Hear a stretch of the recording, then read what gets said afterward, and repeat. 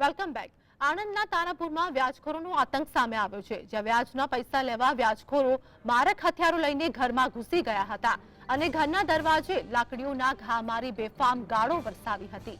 આ ઘટનાના તમામ દ્રશ્યો સીસીટીવી કેમેરામાં કેદ થયા છે। મહત્વનું છે કે વ્યાજખોરો સામે અગાઉ તારાપુર પોલીસ સ્ટેશને ફરિયાદ નોંધાવી હોવા છતાં તારાપુર પોલીસે કોઈ પણ કાર્યવાહી નહોતી કરી। તો સમગ્ર ઘટનાના સીસીટીવી ફૂટેજ સામે આવ્યા છે। આ સમગ્ર દ્રશ્યો જોવા મળી રહ્યા છે। આણંદના તારાપુરમાં વ્યાજખોરોનો આતંક સામે આવ્યો છે અને આ સાથે જ પોલીસ પ્રશાસન સામે પણ સવાલ ઉભા થઈ રહ્યા છે। ફરિયાદ કરવા છતાં પણ કોઈ પણ કાર્યવાહી કરવામાં નથી આવી। તો ફરી એક વખત આવી ઘટના બની છે। સમગ્ર ઘટનાના સીસીટીવી ફૂટેજ પણ સામે આવ્યા છે। તારાપુરની આ ઘટના છે। આણંદના તારાપુરમાં વ્યાજખોરોનો આતંક સામે આવ્યો છે। વ્યાજખોરોનો આતંક સામે આવ્યો છે અને આ સમગ્ર ઘટના સીસીટીવી કેમેરામાં કેદ થઈ છે। વ્યાજના રૂપિયા લેવા વ્યાજખોરો હથિયારો લઈને ઘરમાં ઘૂસ્યા હતા અને સમગ્ર ઘટનાના સીસીટીવી ફૂટેજ પણ સામે આવ્યા છે। પરિવાર દ્વારા ફરિયાદ પણ નોંધાવવામાં આવી હતી, પરંતુ છતાં પોલીસ દ્વારા કોઈ પણ કાર્યવાહી ન કરવામાં આવતા ફરી એક વખત આવી ઘટના બની, જેમાં વ્યાજખોરોનો આતંક સામે આવ્યો અને વ્યાજના રૂપિયા લેવા માટે વ્યાજખોરો હથિયારો લઈને ઘરમાં ઘૂસ્યા હતા।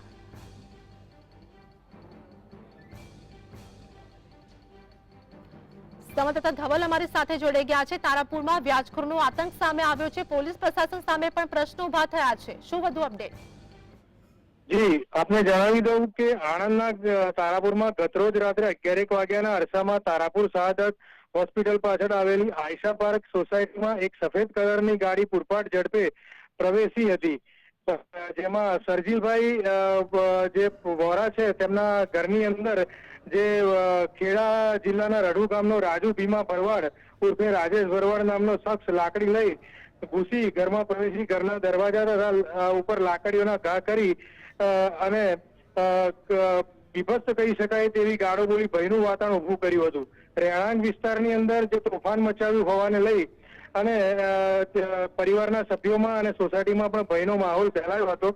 સમગ્ર ઘટનાના સીસીટીવી ફૂટેજ પણ મળ્યા હતા અને ઘટનાની જાણ થતા સોસાયટીના રહીશો સ્થળ પર ભેગા થયા હતા। બાદમાં રાજુ ભીમા ભરવાડ અને સાથે આવેલા બીજા બે શખ્સો ગાડી લઈને ત્યાંથી ભાગી ગયા હતા। ઘટના દ્વારા પરિવારના સભ્યો દ્વારા તારાપુર પોલીસનો પણ સંપર્ક કરવામાં આવ્યો હતો। પરિવારના લોકો પોલીસ મથકે પણ પહોંચ્યા હતા, પણ ફરજ પરના પીએસઓ દ્વારા સવારે અરજી લેવાનું કહી પરત મોકલ્યા હોવાનું પણ જાણવા મળે છે।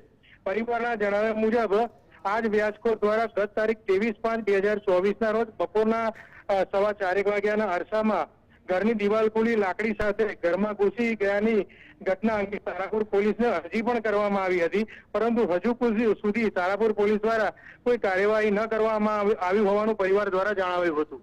જી ધવલ, સમગ્ર માહિતી બદલ આપનો આભાર।